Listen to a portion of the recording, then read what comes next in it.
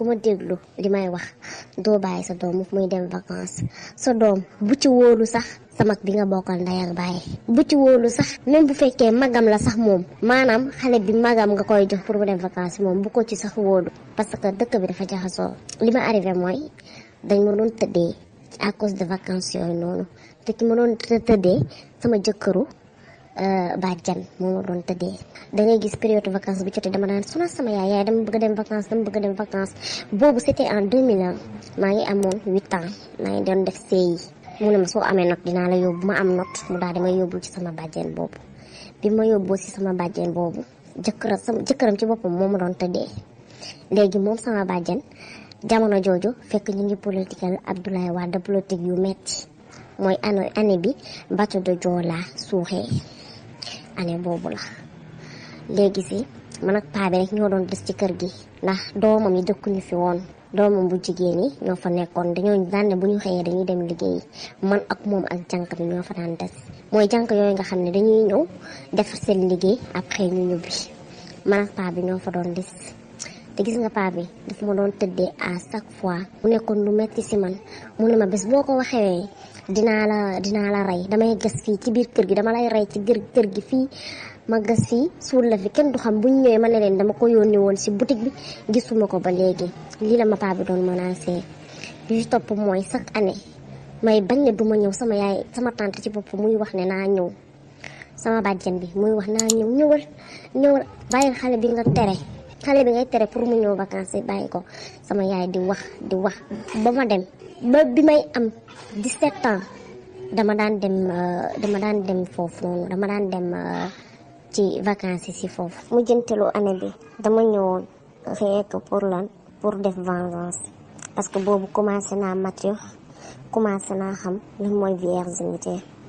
lan mooy njëriñam maa ngi ci commencé nit ñi di ci waxtaan saa yi ma toogee fu ñu koy waxee mu may zëne may am lu may metti ma koy jooy guddi ak bëccëg aw ma fan laa koy waxee aw ma fan laa koy nettalee koo koy nettalee tey ba mu gëm la koo koy wax tey ba mu jàpp ne kii nii lu muy wax dëgg la te bien vrai que ñu ngi koy dund am na ñu koy dund peut-être du man rek maa ko dund am na keneen ak keneen ku ko dund sama morom yi ko dund suñu yaay yi nañu yeewu nañu jël seen doom yi ñu uuf leen bu leen dara jaral ngeen jël seen doom ngeen di ko joxe man de sama doom ci àdduna mu ne day dem vacances déedéet lu mu bëgg mën naa ko defaral tey maa ngi ni manqué ma dara maa ngi xëy maa ngi liggéey maa ngi am sama salaire maa ngi jàppale sama yaay maa ngi jàppale sama papa mais terewul ra am na loo xam ne maa ngi koy souffrir maa ngi ak souffrance boo xam ne nii mënuma ko nattali kenn ci sama famille tey jii nii buñ ma mayee jëkkër tey ñu ngi xaar am na lu ñuy xaar ci man fan nga koy nettalee fan nga koy waxee tey jii nii may wax ak yow nii maa ngi nii dama am ay infection yoo xam ne rus naa sax dem si depuis boobu ba léegi damay am perte blanche damay am mauvaise damay am odeur bu bon daal toogu ma nag ñàkk bañ cee faju mais faju naa si ba sonn dama rus sax léegi dem si médecin pour wax ko nekk dama am infection wala damay am ay perte blanche affaire yooyu ci loo xam ne danga koy faj après doo xam xaw ma ban type la peut-être am na médecin bu ma waxoon nekk il faut ma def ay analyse xam ban type la mais duma xaw ma fan laay jaar des fois je me dis que ne je préfère ma dund ak loolu noonu léegi instant ñun fan la ñuy jëm man saa yi ma toogee ma xalaat ne bés bu may am borom kër du fekk sama ndaw ci man jour boobu namuma ko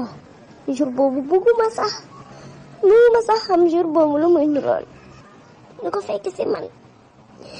loolu su ma ko xalaatee rek daf may metti te mën ngaa daje ak góor bu la comprendre mën ngaa bañ a daje ak góor bu la comprendre mën ngaa daje ak koo xam ne bu subaa da la koy xasee wala nga toog ci say biir na wala mu wax la ko. sonn nañ xamatuñu fu ñuy teg suñu tànk ñun jigéen yi sonn nañ ba fa sonn yem ñaata at maa ngi dund loolu maa ngi ko souffrir xale bu am 8 ans nga teg ko métit boobu ba tey mu ngi si ay 26 ans kooku mu yaakaar dinaa ko balaaka man ak moom dinañ ko layoo ba si kanamu yàlla. leneen lu ma si wax mooy képp koo xam ne nii xalaat na ne bu ma demee ci benn médecin bu ay ci wàllu infection dina ma si dimbali ñàkkuma lu may fajoo am naa lu may fajoo mais instant yi rusa dem si nit pour wax ko ne que lii moo ma dal mooy sama problème damay salte maanaam sama biir am ay affaires yoo xam ne di si génn comme ay dëtt daf may sonal di xasan tellement que damay jël kuddu lay jël ma pour génnee affaire yi si nekk su ma ko génnewee si lay xaw a doog a am jàmm tuuti slip mënuma koo sol mouchoir agité lay jël sama yére yi tout le temps damay fóot parce que sama yére yi dafay xeeñ chaque instant dafay xeeñ. ma fa dellu maa ngi la wax ci biir kàddu gi nag ba ma fay dellu vengeance moom fi yóbboon ndax boobu commencé naa xàmme maa ngi dugg ci samay 17 ans bi ma fa delluwee vengeance bi c'était quoi